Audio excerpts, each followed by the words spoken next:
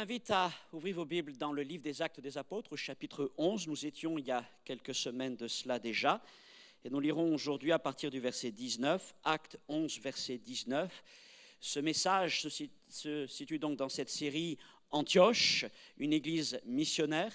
Et c'est aussi un message préparatoire au projet de rentrée, comment rentrer dans cette vision que Dieu place maintenant devant nous. Et le titre de ce message, si je dois en donner un, c'est une église missionnaire et intentionnelle. Acte 11, à partir du verset 19. Les apôtres, cependant, qui avaient été, je recommence, verset 19, je me mélange dans mes versets. Ceux qui avaient été dispersés par la persécution survenue à l'occasion d'Étienne, allèrent jusqu'en Phénicie, dans l'île de Chypre et à Antioche, annonçant la parole seulement aux Juifs. Il y eut cependant parmi eux quelques hommes de Chypre et de Cyrène qui, étant venus à Antioche, s'adressèrent aussi aux Grecs et leur annoncèrent la bonne nouvelle du Seigneur Jésus. La main du Seigneur était avec eux et un grand nombre de personnes crurent et se convertirent au Seigneur. Le bruit en parvint aux oreilles des membres de l'église de Jérusalem et ils envoyèrent Barnabas jusqu'à Antioche. Lorsqu'il fut arrivé et qu'il eut vu la grâce de Dieu, il s'en réjouit. Et il les exhorta tous à rester d'un cœur ferme attaché au Seigneur. Car c'était un homme de bien, plein d'Esprit Saint et de foi, et une foule assez nombreuse se joignit au Seigneur. Barnabas se rendit ensuite à Tars pour chercher Saul, et l'ayant trouvé, il l'amena à Antioche. Et pendant toute une année, ils se réunirent aux assemblées de l'Église, et ils enseignèrent beaucoup de personnes. Ce fut à Antioche que pour la première fois, les disciples furent appelés chrétiens. Dans le premier message de cette série, nous avons considéré l'arrière-plan dans lequel s'inscrit le développement de l'église d'Antioche. Elle était le fruit de l'œuvre accomplie à Jérusalem et dans toute la Judée-Samarie depuis la Pentecôte. Mais en même temps, nous allons le voir, cette église se développa indépendamment de celle de Jérusalem, avec d'autres leaders, une autre vision et un autre impact. Quand j'ai commencé cette série, j'ai parlé d'un transfert du chandelier missionnaire et apostolique de l'église de Jérusalem vers l'église d'Antioche. Et l'une des raisons de cela est que l'église de Jérusalem avait plutôt subi que souhaiter et accompagner les évolutions dans lesquelles le Seigneur l'avait conduite. Et cette Église avança donc dans le plan missionnaire de Jésus avec hésitation, je dirais même avec retard et à coups de crises successives. Jusqu'à ce que la dynamique de croissance de l'Évangile impulsée par le Saint-Esprit ne la dépasse complètement. Il est arrivé un moment où cette église de Jérusalem ne fut plus capable de suivre le Saint-Esprit là où il voulait l'amener. Et vous savez, je prie pour mon ministère, je prie pour notre église, pour que nous soyons toujours capables de suivre le Saint-Esprit là où il veut nous amener. Ne croyez pas que ce soit une chose simple et acquise. Car le Saint-Esprit est toujours en mouvement. Et ce n'est pas facile d'être à sa suite. Car cela implique beaucoup de changements de mentalité, beaucoup de remises en question, beaucoup d'efforts. Et beaucoup d'églises et de ministères qui ont commencé par suivre le Saint-Esprit, un jour ont fini par dire « Tu vas trop loin pour nous ». Que le Seigneur nous donne encore dans sa grâce la force de pouvoir le suivre encore plus loin. Et qu'il renouvelle ainsi notre vision. Je viens de parler de l'église de Jérusalem, et maintenant, si je me tourne nos regards vers celle d'Antioche, nous avons là une église qui, au lieu de subir et de courir après les avancées du Saint-Esprit, les a quelque part provoquées, accompagnées, anticipées presque, au point qu'elle devint un modèle abouti de l'église selon la pensée de Jésus, c'est-à-dire une église sans distinction ethnique ou religieuse. Et elle devint surtout une église missionnaire, prête à tout oser pour l'avancement du règne de Dieu dans ce monde. L'expression a déjà été employée par plusieurs et elle convient tout à fait à cette assemblée d'Antioche. Elle était non seulement une église missionnaire, elle était aussi une église intentionnelle. Elle ne subissait pas, mais elle agissait volontairement dans ses choix, son orientation, sa vision, sa manière de vivre et de travailler dans son environnement, et elle fut en grande bénédiction. Nous concernant, nous ne pouvons nous engager dans une vision qui nous conduit au-delà de Bastille, dans ce projet d'établir, comme je le disais il y a 15 jours, des églises tentes pour couvrir cette ville de Paris. Nous ne pouvons nous y engager à reculons, en subissant le mouvement du Saint-Esprit. Il nous appartient au contraire, comme à Antioche, d'être intentionnels, de désirer, d'être prêts à saisir les opportunités, d'être prêts à aller de l'avant, sans que le Seigneur nous y pousse, ou nous amène les choses toutes prêtes sur un plat. Dans un deuxième temps, je parlerai de l'église d'Antioche, et je dirai d'elle qu'elle est donc cette église missionnaire et intentionnelle, mais je veux encore rester un instant sur l'église de Jérusalem et vous parler d'une église missionnaire malgré elle.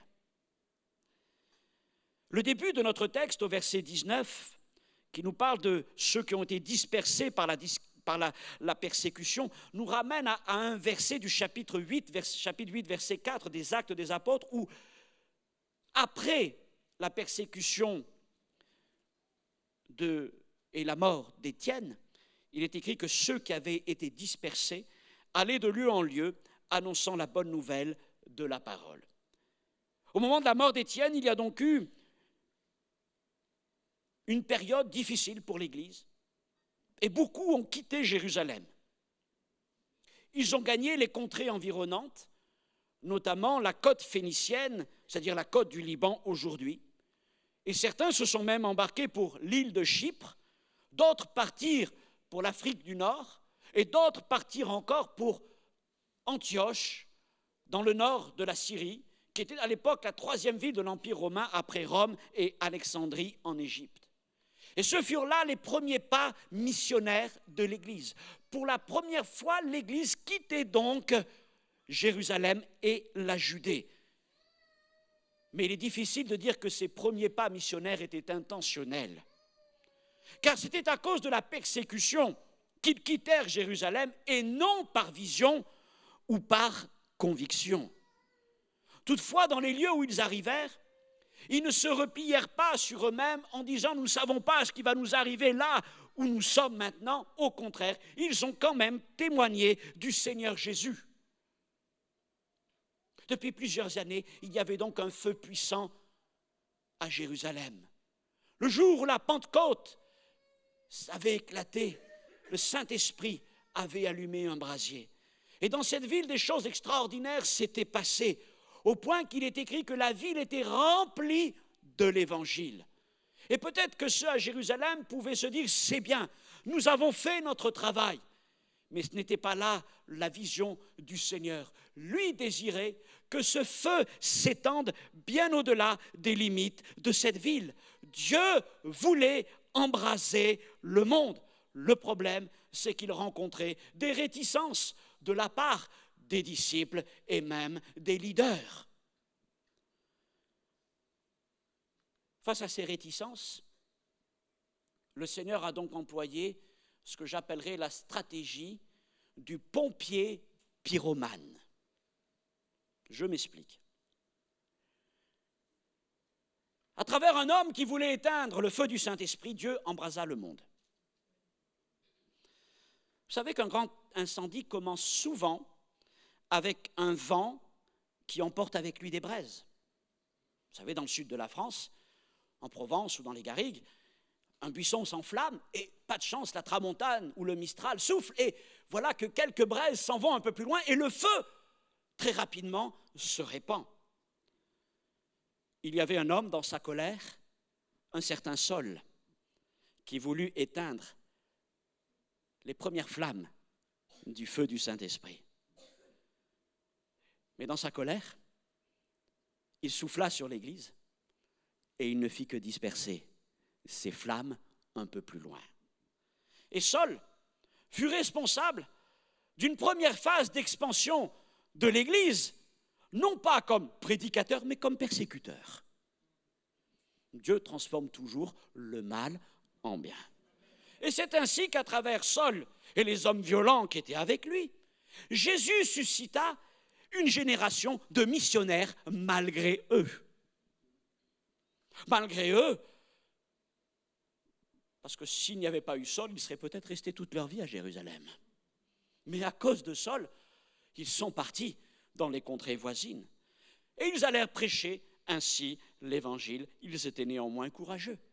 L'histoire de l'Église est pleine d'exemples où Dieu, pour faire avancer ses plans, se servit d'hommes, d'églises, en leur forçant quelque peu la main. Toutefois, rien ne nous oblige d'attendre une persécution pour commencer à nous disperser pour la cause du royaume. Mais vous savez, Jésus ne s'est pas trompé quand il comparait son Église à un troupeau de moutons. Les moutons ont la caractéristique d'être grégaires, ils restent en groupe. Eh bien, l'Église, c'est un peu pareil. Nous restons groupés quand le Seigneur voudrait nous disperser. Et nous disperser est souvent qualifié de division. Frère, vous voulez diviser l'Église quand Dieu nous dit, lui, moi je veux la disperser. Alors je dis, n'attendons pas que le Seigneur nous pousse dehors par une circonstance fâcheuse pour commencer à nous disperser, mais devançons ce moment de la tribulation parce que nous avons le désir, non pas d'être des missionnaires malgré eux, une église missionnaire malgré elle, mais une église missionnaire intentionnellement. Ainsi, plus contraints que volontaires, des disciples quittèrent Jérusalem pour aller parmi les nations comme Jésus l'avait ordonné. Cependant, regardez à la fin du verset 19, il est écrit que ceux-là qui venaient de Jérusalem ne prêchèrent l'évangile seulement qu'aux Juifs. Et ces hommes, même s'ils avaient quitté Jérusalem, étaient encore tout entiers dans leur schéma de pensée. L'évangile, c'est pour les Juifs. Heureusement que Dieu suscita alors des anticonformistes, au tempérament audacieux et surtout motivés par le Saint-Esprit. On ne connaît rien d'eux, ni leur nom, ni leur nombre. On sait simplement qu'ils étaient des disciples passionnés de Jésus. Ils étaient aussi juifs, mais eux venaient de Chypre et d'Afrique du Nord. Ils n'étaient pas donc parmi ceux qui avaient quitté Jérusalem à cause de la persécution. On peut concevoir qu'ils étaient ceux qui étaient les fruits de l'évangélisation des missionnaires malgré eux. Et ces gens, venant de Chypre et d'Afrique du Nord, étaient juifs, maintenant convertis à Jésus-Christ. Et toute leur vie, ils avaient vécu dans un contexte païen, au milieu, parmi les non-juifs. Ils étaient habitués à leur manière de vivre. Et certainement, ils étaient habitués à rentrer régulièrement en contact avec eux. Quelque part, ils étaient beaucoup moins inhibés par des siècles de lois d'exclusion. Parce que pour les Juifs, il y avait une réelle séparation. La loi l'établissait entre eux et le reste des peuples. Au point qu'il était impossible pour un juif d'imaginer de manger avec un païen, même de rentrer dans la maison d'un païen, ou même de serrer la main ou avec un païen. C'était impossible. Mais ces juifs venant de Chypre, eux avaient certainement moins d'inhibition, parce que le contexte était différent. Laissez-moi vous dire que beaucoup dans l'Église sont inhibés. Par trop d'années passées dans l'Église, nous sommes inhibés à l'égard de tout contact avec les gens de l'extérieur. Nous ne savons plus comment les aborder. Nous ne savons plus comment parler avec eux. Il y a peut-être très longtemps que nous n'avons pas mis les pieds chez un païen. Nous n'avons pas mangé avec des païens, je le dis comme ça, pour me rester dans le contexte. Et quelque part, on est un peu gêné. Alors Dieu utilise des anticonformistes. Et parmi ces gens, fruits de la mission, certains arrivèrent aussi à Antioche. Et là, sans ministère apostolique particulier, sans vision extatique comme celle que Pierre avait eue avec la nappe descendue du ciel, sans mandat de l'Église, ils osèrent prêcher l'Évangile à des non-juifs. En plus, avec des résultats probants. Et ces anonymes furent ainsi les initiateurs d'un mouvement missionnaire dont ils ne pouvaient soupçonner l'ampleur à venir à travers les siècles et les nations. Ils sont les déclencheurs de la mission. 3 leçons de leur exemple. Leur exemple nous montre que l'Église missionnaire doit transcender son contexte initial.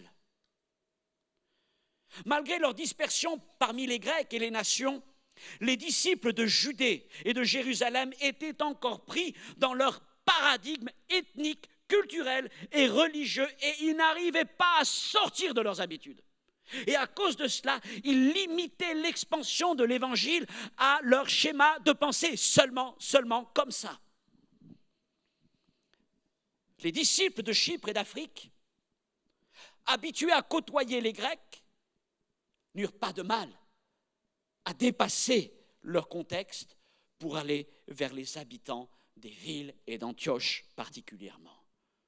Il nous appartient, si nous voulons remplir notre mission, de dépasser bien sûr le contexte des murs de notre Église, mais le contexte aussi de nos traditions et de nos habitudes.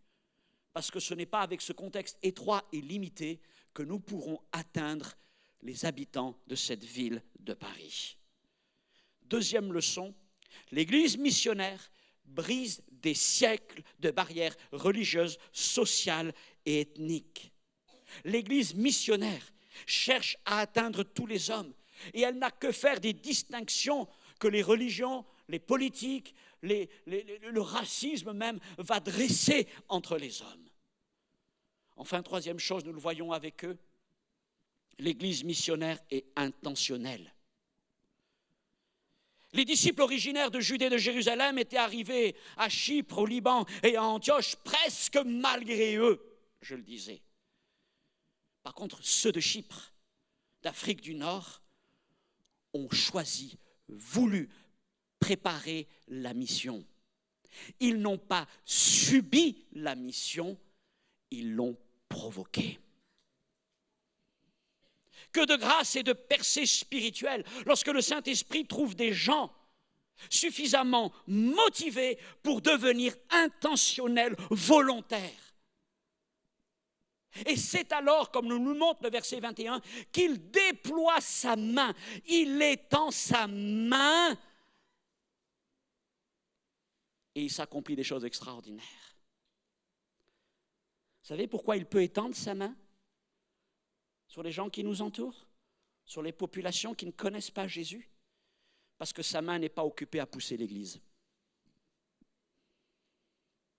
Quand sa main est occupée à pousser l'Église, allez, il faut y aller les gars. Eh bien, elle n'est pas disponible pour être étendue sur les païens. C'est une image que je donne, mais qu'elle puisse nous faire réfléchir malgré tout. Alors j'ai cette observation. C'est souvent avec ceux qui ne sont pas, entre guillemets, du bercail, que Dieu opère les percées les plus spectaculaires. Ce fut vrai avec les disciples chypriotes et nord-africains. Ils n'avaient rien à voir avec Jérusalem. Ce fut vrai aussi un peu plus tard avec un certain Saul de Tarse,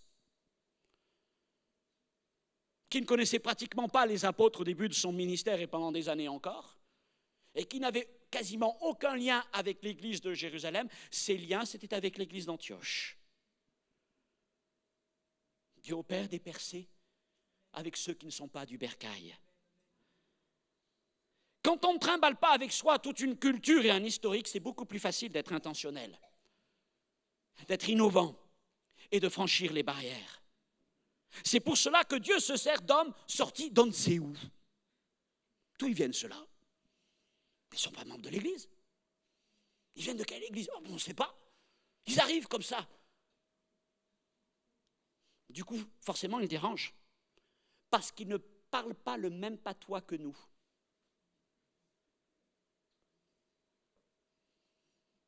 Et en plus, ils ont des approches et des méthodes différentes des nôtres, qui nous remettent en cause dans notre façon de faire les choses, parce qu'en plus, ils ont du résultat.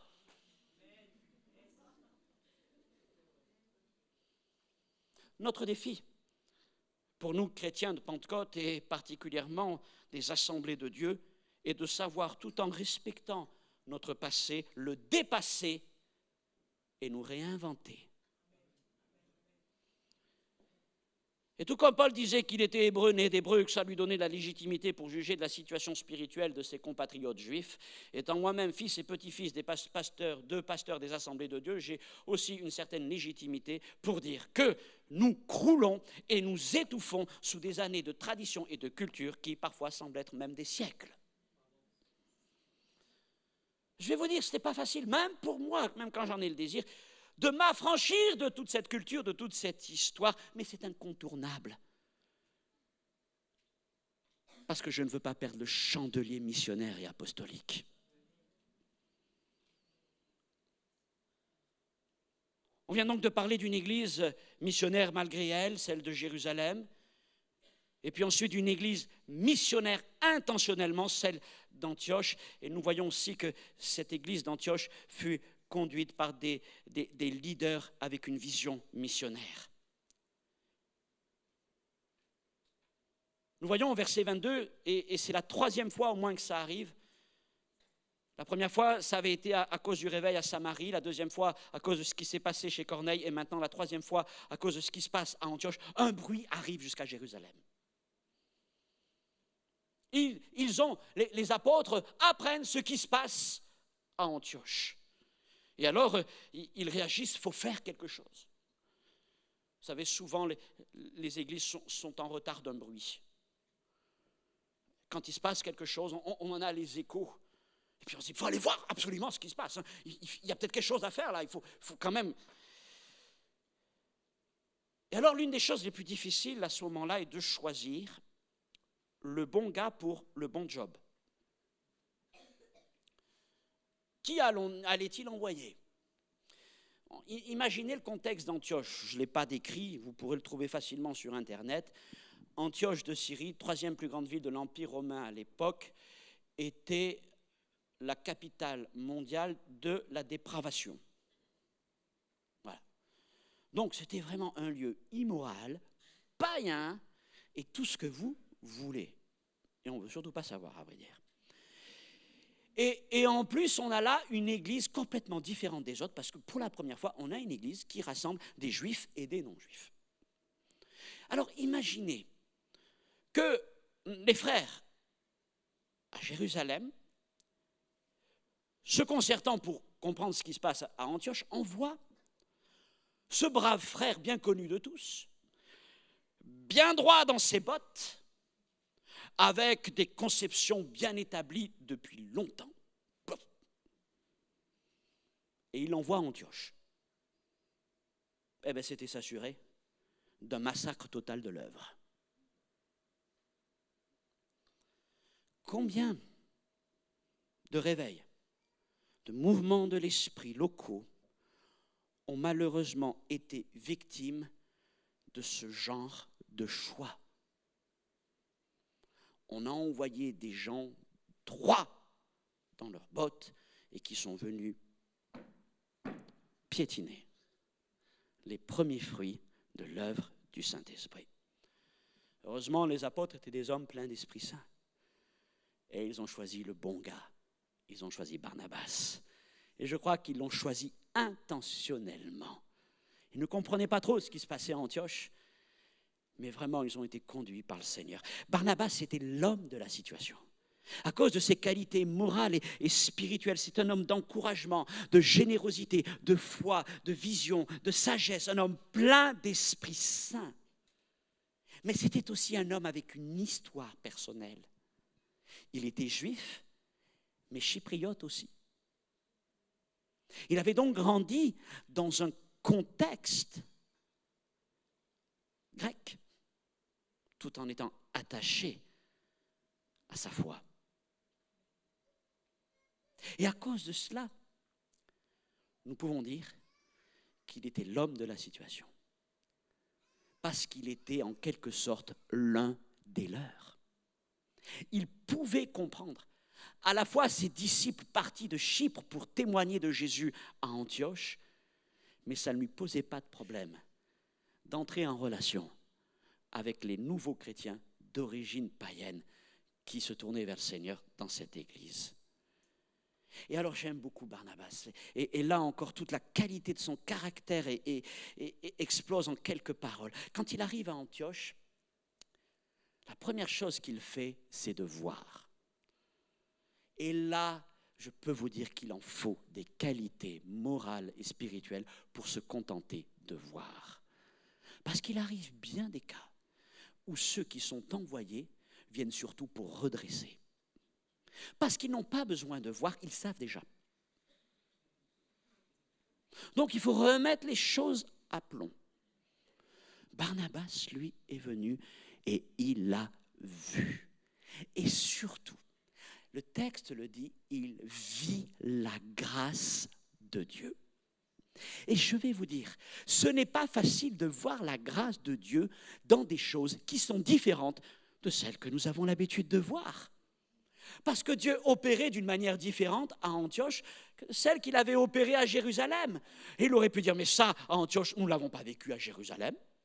Ça ne se faisait pas comme ça à Jérusalem. Est-ce que ça vient de Dieu? Non. Lui, même dans ces choses différentes, il a vu la grâce de Dieu.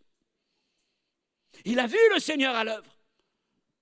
Il n'a pas dit, c'est pas conforme à nos standards. Non, il a choisi de voir la grâce de Dieu. Et le texte dit qu'il s'en est réjoui.